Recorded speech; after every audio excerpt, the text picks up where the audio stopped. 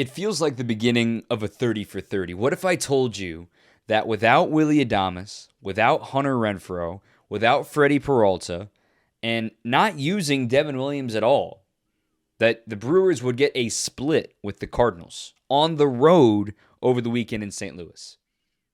I think you'd take that, wouldn't you? Well, that's exactly what just happened. Let's work on the holiday. Happy Memorial Day. This is Locked On Brewers. You are Locked On Brewers, your daily Milwaukee Brewers podcast, part of the Locked On Podcast Network, your team every day. Good morning from wherever you may be listening from or whatever day it may be. Obviously, this episode is dropping on Monday, but if you're listening today or even on Tuesday, thanks for making us your first listen of the day. Today's episode is brought to you by BetOnline. BetOnline has you covered all season with more props, more odds, and more lines than ever before. BetOnline is where the game starts. I'm Dominic Cotroneo. I'm the statistician of Valley Sports Wisconsin, bringing you your only daily podcast for your Milwaukee Brewers this baseball season.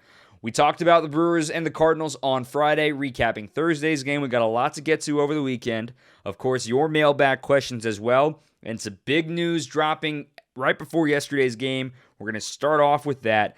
Ethan Small is preparing to make his big league debut today for the Milwaukee Brewers. He will be starting Game 1, doubleheader today against the Cubs. Remember, this is the makeup from opening weekend with the rain out then.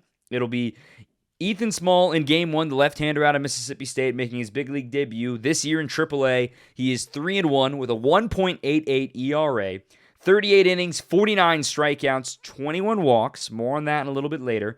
He'll be going up against also a big league debut in Matt Swarmer. He's not a top prospect in the Cubs organization, long time in their org.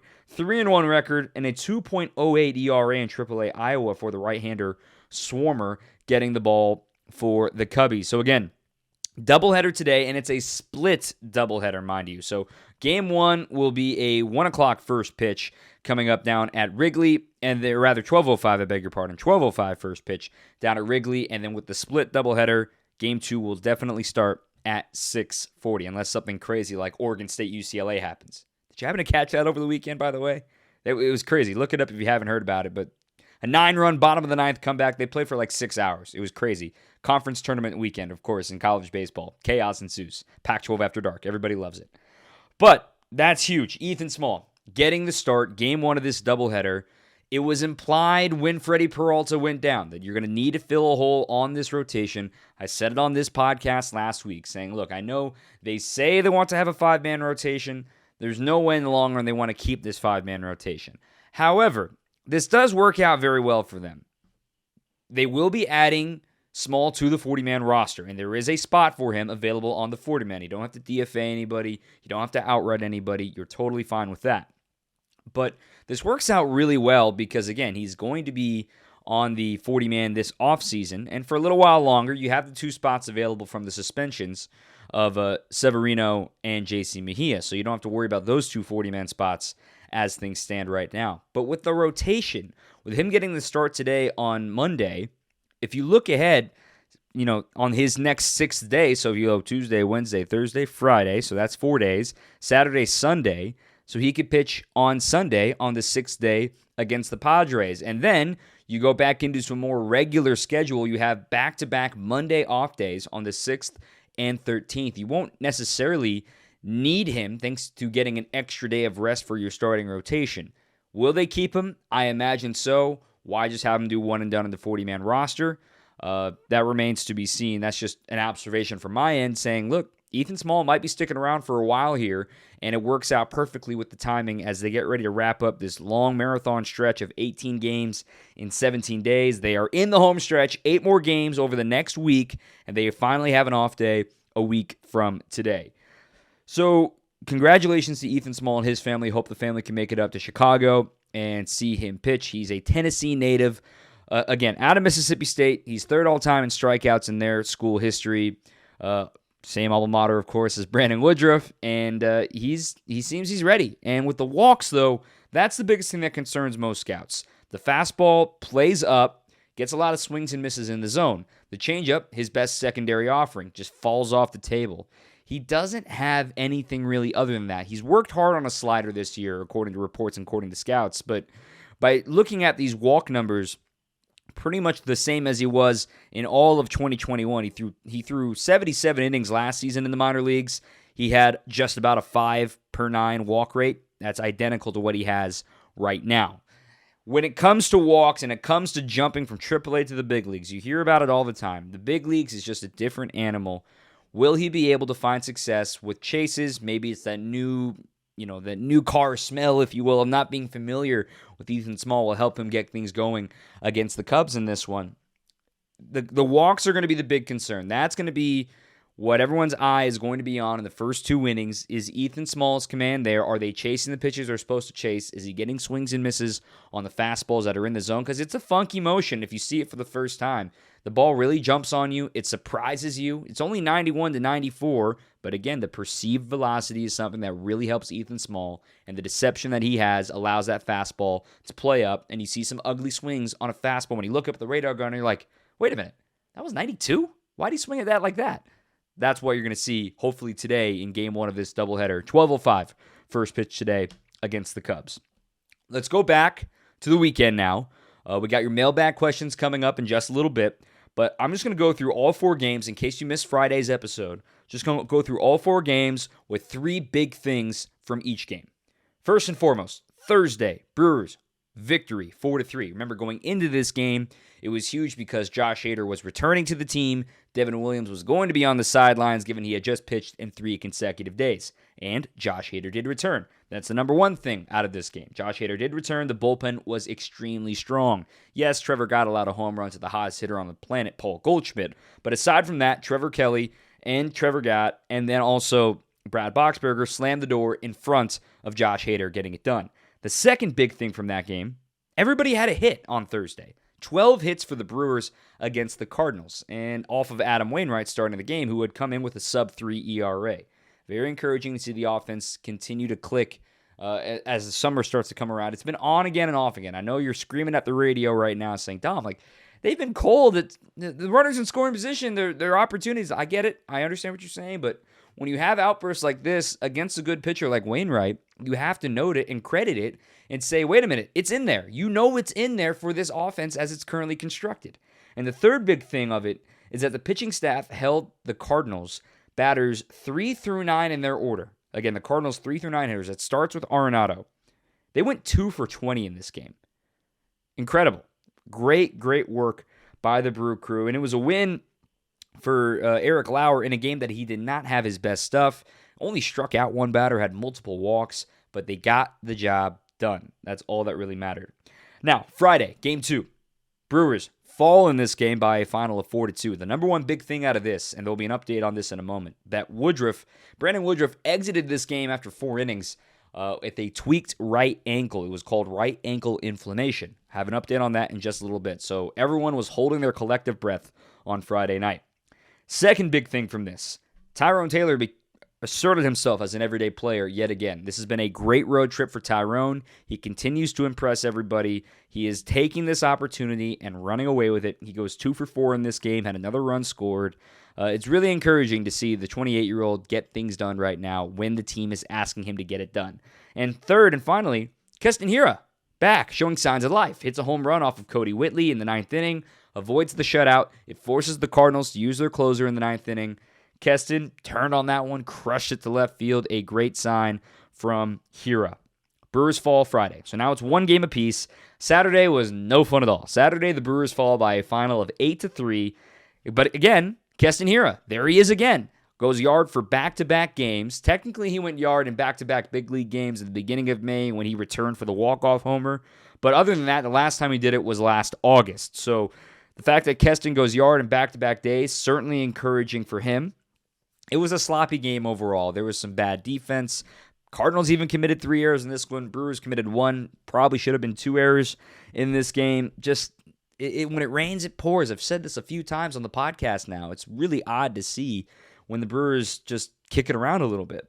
And then finally, the bullpen, though, on a brighter note, despite losing 8-3 in this game, and it was all against Adrian Hauser, 8 runs, 5 of them earned, the bullpen mopped it up. The final 4 innings of this game, they did not allow a run, and they did not allow a walk. And that was not with the A bullpen, mind you, either. This was with, some of the guys that are begging for work as of late.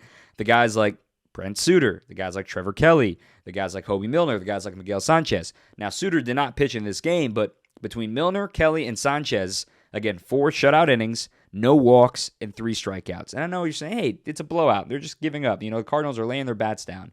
If a dude's bunting when you're up 8-0, they're not laying their bats down. They're still trying to score runs. And your rivals, you're not going to lay your bats down against your rivals. Crazy things happen in baseball. So the Brewers, B bullpen, and I mean that lightly, gets the job done and keeps it mopped up. And finally, yesterday, Sunday, Brewers win 8-0. This was maybe the most complete win of the year for the Brewers. As far as quality pitching, number 1, Corbin Burnes. Cy Burnes is back. Wow, what a day for Corbin. He goes 7 innings, shutout ball, just 2 hits allowed, 1 walk, 11 strikeouts, his 16th career double-digit strikeout game, and it's his 15th since the start of 2020. That is tied for the most in the big leagues. They outduel Miles Michaelis, who they tag for 9 hits and 6 earned runs, including a pair of home runs from Jace Peterson and Rowdy Tellez. Tellez is the first to 10 homers. Now, the 3 big things from this. Number 1, Burnes is back. That was awesome to see. All of his pitches were on in this game, and he agreed after the game as well.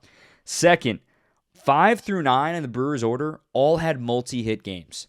Maybe you say, well, what about the top 4? They should be doing more. Yes, they win a combined total of 1 for 19. But the fact that Tellez, Taylor, Narvaez, Peterson, and Kane all had multiple hits, and that leads me to my third big point. Lorenzo Cain, a 3-for-4 day, his first homer of the year. Could have been a 4-for-4 day if it wasn't for a great running catch in right field. But Cain's back. Cain just showed signs of life all of a sudden. To see this from the bottom half of the order, again, proves it's in there. The Brewers are trying to untap it here on Memorial Day. This is when the season gets real. And this is a mailbag question coming up a little bit later. So great to see Cain get things going and find a way to lean back and get one over the wall. The overall numbers still aren't pretty. I'm not saying he's infinitely back for sure. Lock him in. It's just great for him to see some results, and he agreed after the game as well. I want to get into overall thoughts and preview just some notes and injury notes as well. Before we do that, I want to tell you about one of our newest partners, Athletic Greens. You've heard me talk about AG1, that I've implemented it in my daily routine. If y'all don't already know, I'm a caddy at Aaron Hills Golf Course as well. So that's my morning. So I call them triple headers, where I start my morning where I go straight to Aaron Hills and I caddy, and then I come back and do the Brewer game, and then I come here and do the podcast. So that's a triple header for me. And AG1 keeps me sharp. It's my morning coffee, and my AG1 is how I get things going. It's something I take every day because, look, you need to have, no one has enough time in the day, and especially me. You get better gut health, you get better natural energy, and an optimized immune system. You don't have to take a million multivitamins every day. This is the perfect start to your day. 75 high-quality vitamins, minerals, whole food source superfoods, probiotics, and adaptogens to easily integrate into your routine. It costs less than $3 a day, you guys. It's investing in your health, and it's cheaper than drinking cold brew on every single day. You're investing in an all-in-one nutritional insurance. And Athletic Greens has over 7,000 5-star reviews. They've been recommended by professional athletes, trusted by leading health experts such as Tim Ferriss and Michael Gervais. And look, the founder of it was created when they were experiencing so much gut health issues and trying to find some more energy, and was concocting a really complicated supplement routine. It was like $100 a day. No, let's just find a way to put all this into AG1, and that is where you find AG1 with Athletic Greens. So right now, you can reclaim your health and your immune system with convenient daily nutrition. Just 1 scoop in a cup of water every day. That's it. Nothing crazier than that. To make it easy, Athletic Greens is going to give you a free 1-year supply of immune-supporting vitamin D and 5 free travel packs with your first purchase. All you have to do is visit athleticgreens.com/MLB Network. Again, that's athleticgreens.com/MLB Network to take ownership over your health and pick up the ultimate daily nutritional insurance. Overarching themes from this. I know there was a lot of outrage seeing yesterday's lineup with Keston Hiura not in the order against a right-handed pitcher, given he had just hit homers in back-to-back games. I'm getting to that in the mailbag segment, so stick around with me on this. I'm surprised, and I'm not really a member of Cardinals Twitter, to say the least, but I'm surprised at the lack of outrage, or if there was even a comment made about the fact that Harrison Bader and Nolan Arenado did not play this game against Corbin Burnes. And I want to elaborate on this. So now both series have been splits against the Cardinals and the Brewers. 2-2 here in Milwaukee, 2-2 down in St. Louis now. And this was an opportunity for St. Louis to take the upper hand moving forward. The reason why that's important, remember, we have expanded postseason this year. 6 teams on either side will get into the postseason. And the big valuable piece is making sure that you're the top 2 division winners. If you win your division and you're the top 2 seeds, you get a bye out of the wild card round. The wild card round is a single 3-game series against one of the wild card teams. As it stands right now, I mean, it looks like the Cardinals are probably going to find their way into the postseason. And I still believe that this division is going to come down to the last week of the year. I said this on, opening week. But I just found it odd that Arenado and Bader, Arenado, the best third baseman in baseball, and Bader, a great defensive center fielder. He gives you speed. He's had a good series. He always torches the Brewers. But if you're going to bench those guys, bench them tomorrow. Bench them later, in another day. And you're just coming off of a Wednesday off day, mind you, getting ready for this 4-game series. And maybe they're under the weather. Maybe there was something else going on. But, the Padres are coming to town. You're in a massive homestand right now. Give them the day off on Monday, not against a divisional opponent, a team that you're going to try to catch at the end of the season. So I thought that was a notable gift that Oli Marmol gave to the Brewers by not playing those guys. And looking ahead at the schedule, so you got a 4-gamer here in Milwaukee coming up in June. That's the next time the Brewers see them, June 20th through 23rd. And then you will not see the Cardinals until after the trade deadline in August. Remember, the trade deadline is August 2nd. Brewers won't see the Cardinals again until they go there for a 3-game series in mid-August. So to have them staring at a split, 4-4 apiece, while waiting to come back here to Milwaukee when they could have been up 5-3 at this point, it sounds a whole lot better than being 4-4. So keep that in mind as we head down the stretch here. I know we're only on Memorial Day. It's only May 30th. But this is going to be a race that is going to come down to the wire. And every single victory matters. No matter if it's a blowout, if it's a 1-run game, every single victory matters. So remember that for the tiebreakers. You play 19 games head-to-head. So somebody's going to win the series. It's going to come down to the end. Next, another observation from this series and getting ready for the Cubs. The A bullpen, the primary bullpen, they're ready to rip. You didn't need them really at all over the weekend for good and bad reasons. Obviously, you got blown out on Saturday. You were trailing on Friday, so you didn't want to use them.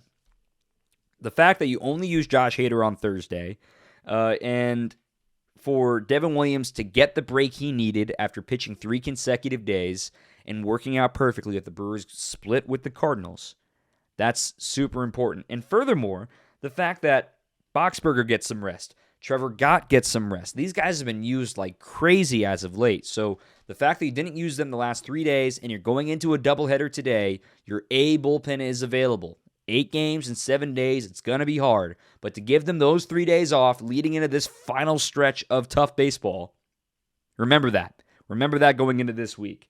Good job by the guys like Hopi Milner and Suter and Sanchez. And obviously they placed Luis Perdomo on the IL. But to have those guys eat innings and keep the A bullpen out of it, huge. Absolutely huge. Finally, some injury notes and get you some updates before we get into the mailbag here in just a second. The injury notes, first and foremost, Willy Adames is on his rehab assignment. And good news, he was starting down in Zebulon in the low-A Carolina Mudcats in the Carolina League. And he started as a DH. He goes 1 for 2 with an opposite field home run there at 5 County Stadium down in North Carolina. He will be joining Nashville today against the Durham Bulls, so he doesn't even have to leave North Carolina. He takes a 20-minute drive from 5 County Stadium to Durham Bulls Athletic Park. So that'll be great for him. He plays today. Normally Mondays are off days in the minor leagues. It'll be tomorrow, given the Memorial Day holiday, and then he will play again on Wednesday and expects to rejoin the team on Thursday against the homestand with the Padres coming to town. So that's great news that Willie's coming out so far unscathed. Next injury update. Teased this earlier with Brandon Woodruff exiting the game on Friday with ankle inflammation. It sounds like he's not going to miss a start. The Brewers are still coy about putting him TBD on Wednesday. His next day to pitch would be Wednesday against those Cubs. Both Greg Counsell and Brandon Woodruff do not expect him to miss that start. So that's very good news for Woodruff that it was just a thing that flared up on him. Hey, look, we've all been there. When you're getting older, random things hurt. It happens. So Brandon Woodruff will be starting, expected to start, I should say, on Wednesday. And finally, our last injury note comes with Hunter Renfroe. Hunter Renfroe told reporters yesterday he plans to be ready to be activated on Friday when he's first eligible to come off the injured list. Remember, he was placed on the 10-day injured list with a hamstring issue that he suffered in Game 1 against San Diego. For Renfroe, remember, he was white hot right when he got hurt. It was terrible timing. On the year, he's hitting .266. He's got a .503 slugging, 7 doubles, 9 homers on the year. He is key protection for guys like Rowdy Tellez, for guys like Willy Adames, because he can bat fourth, he can bat sixth. He can do a lot for this team. And his protection and his hot. So since the Brewers went down to Atlanta in the first week of May, he was hitting .340 with 3 doubles, 4 homers, and 9 runs batted in, a .383 on base, and a .623 slugging in those 13 games. White hot, but then he pulls the hamstring. So if he is eligible to come back and the Brewers feel he's ready on Friday, the lineup gets deeper because the day before, Willy Adames will have returned, and you feel right back to normal again. This is the hard stretch. A 10-day road trip with 11 games in it. Everybody in baseball would take a 6-5 road trip on that kind of scenario. The fact is, right now, the Brewers are sitting at 4 wins and 3 losses. They're facing a team that they are better than in the Cubs in the next 4 games. So if you're going to take 6-5, just take another split from the Cubs, and you're happy. You want to get greedy and go 7-4? Let's see it happen. But you're still going to have to do it without Renfroe and without Adames, and you're going to have a rookie getting the start today in Game 1 of the doubleheader. Let's see how that goes for the Brew Crew. So Renfroe plans to be back on Friday. Remains to be seen. Keep it locked right here for all the updates in regards to that. Let's get to your mailbag questions. Before we do that, I want to take a quick break. Nothing crazy on the mailbag this week. I want to start with a fun one right off the bat from Nick asking about any news on the City Connect jersey right now for the Brewers. Now, I don't know about you, but I've been seeing leaks pop up on social media saying that, they found the hats and it looks like the MKE and the 414 mirror image kind of looking thing. I honestly, honest to goodness, I see a lot of cool things in the booth. I have never seen the actual jersey. I have no confirmation. All the leaks that you are seeing are the same ones that I'm seeing, and it's the first time I'm seeing it. I've seen the Brew Crew logo underneath that hat. I've seen the powder blue concept. I have no idea what they're going to look like, but they don't come out until June. June 24th is when they will be unveiled. The Rockies just unveiled theirs this week, and those are phenomenal, by the way. The green with the mountain look like the old license plates. Phenomenal. Angels, they will be the next team in 2 weeks. In fact, those leaked over a beach-colored jersey. Those look kind of clean. And the Padres will have one come out in July as well. So I have no further update on the City Connect jerseys. Next question, themed around Keston Hiura. There are multiple questions about Keston Hiura. Let's get to the good stuff now. So Keston Hiura, what's with the lineup with Keston Hiura? How do you fit him in? Adam asked this. Kevin asked this. Other folks in my mentions asked this. I'm just saying, how do you get Keston Hiura in? But let's tap the brakes for a second. Keston's had a great week. It's been great to see, and I'm very happy for him. He's only got 64 plate appearances in the big leagues this year. And he's a guy, in my opinion, that needs consistent ABs. He's hitting .250. That's nice. He's got 5 homers. That's great. 12 RBIs and limited playing time. But 27 strikeouts. The strikeouts aren't going anywhere right now for Keston. I know we talk about his new mechanics and we talk about how he's seen the ball better. He is being more selective. He's taking more pitches. But I'm the skeptic and I'm the realist of saying, cool, it's great that he's trying. Let's just see this sample size get bigger. Talk to me when it's 120, 140 plate appearances. And if he's still got a 42% strikeout rate, you got to take the good with the bad, right? So the dude also doesn't have another extra base hit aside from the homers. I thought that was a weird anomaly. The dude makes loud contact, but a lot of it, with him, his hands are so fast. It seems like this year it's been every loud contact he's made has been over the wall. So I'd like to see him maybe spray the ball a little bit more. We've seen a couple oppo shots from him this season. How do you fit Keston in? It's weird because he's got reverse splits, and we know the Brewers follow a strict platoon. How do you fit him in against a right-handed pitcher? My answer would be put him in the DH spot over Andrew McCutchen. I know that may not sound normal, but look, if they're so comfortable in the platoons, let's talk about the elephant in the room. McCutchen had a really, really tough start to this road trip right now. He's grounded into multiple double plays.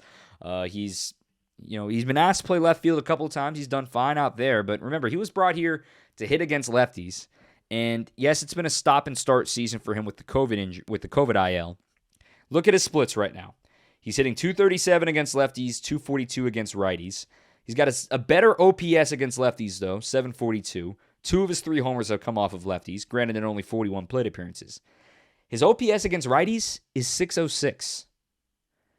Let's put Keston Hiura in there. I mean, Keston Hiura's splits are drastic against righties, a 370 average. All 5 of his homers have been off righties. 5 walks, 12 strikeouts, 10 for 27. Whereas against lefties, the reverse splits. He's only hitting 138 off lefties. So you may see him against Drew Smyly in Game 2 tonight. I just think that the numbers are telling us this is not the case. He's got reverse splits. Have him start against righties. Make it a strict platoon. McCutchen against lefties as the DH, and Hiura as the DH against righties. Let's give him the chance. Let's give him the chance to get more ABs. You're going to face a lot of righties, and then McCutchen can still come off the bench. McCutchen can still play left field.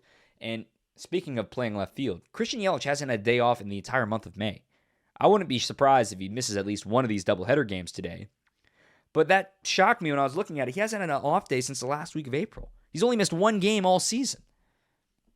He's probably way overdue for an off day right now. So I think that's where you find it in this next week or so. What would the lineup look like at full strength? This question comes from Alex.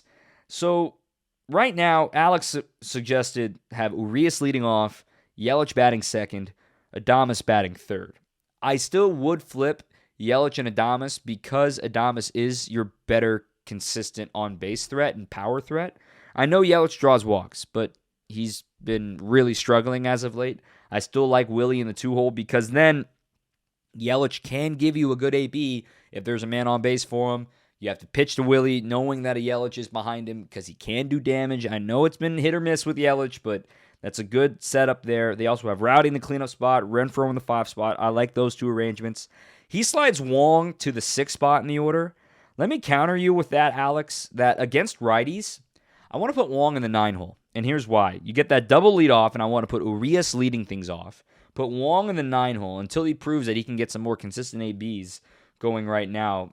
He's been striking out a little more, a lot of ground balls for Colton this season, not as much power. And I'm still looking to see with this lineup against a righty, you would have Hiura as the DH batting 8th right ahead of him, Omar batting 7th as the catcher. I have Tyrone batting 6th, Renfroe and Rowdy in 5 and 4, just like Alex. But then against lefties, I don't even have Wong in the lineup. It just hasn't been there this season. If we're going to continue this strict platoon, talking about McCutchen and Hiura, well, let's talk about Colton Wong getting continuing starts against left-handed pitching. Is it drastic? Maybe. But right now, it's just not there like it was last season. Remember, he torched left-handed pitching last season.